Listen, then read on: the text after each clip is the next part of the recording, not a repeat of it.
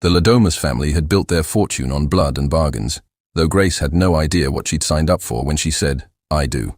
The wedding itself went beautifully. Grace floated through it, believing she'd finally found her place. Then midnight struck, and the real tradition began. Every new member had to play a game, drawn from a mysterious box that their ancestor Victor had received from a benefactor aboard a passenger ship. Mr. LeBay, who may or may not have been the devil himself, had built the Ladomas fortune in exchange for this one ritual. The box produced a blank card, and Mr. LeBay chose the game. Grace drew hide and seek. She laughed.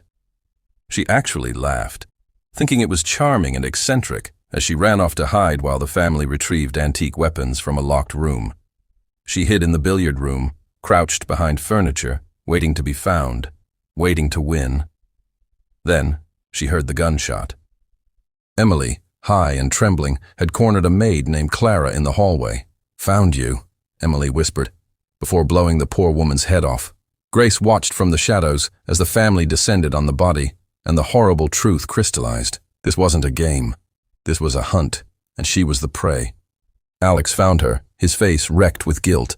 He confessed everything: the deal with LeBay, the requirement that she die before sunrise, the fact that if she survived until dawn, the entire family would be slaughtered by their demonic benefactor.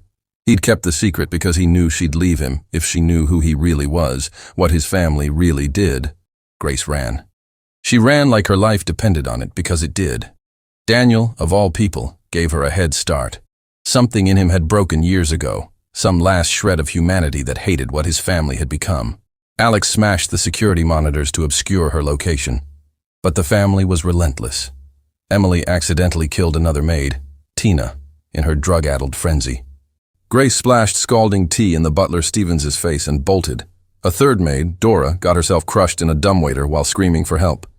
Grace found the barn, her heart hammering, only to feel the bite of a bullet in her hand. Georgie, Emily's young son, had shot her with a family weapon. She knocked the boy unconscious and fell backward into a hidden pit.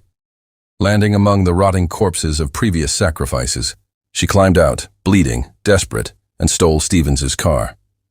The vehicle died remotely. Stevens caught her, tranquilized her, and drove her back toward the mansion. But Grace woke up mid-transport, attacked him, and sent the car crashing into a tree, killing him instantly. Daniel caught her near the crash site, but his father Tony was watching from the shadows, testing his son's loyalty. They dragged Grace back for the ritual.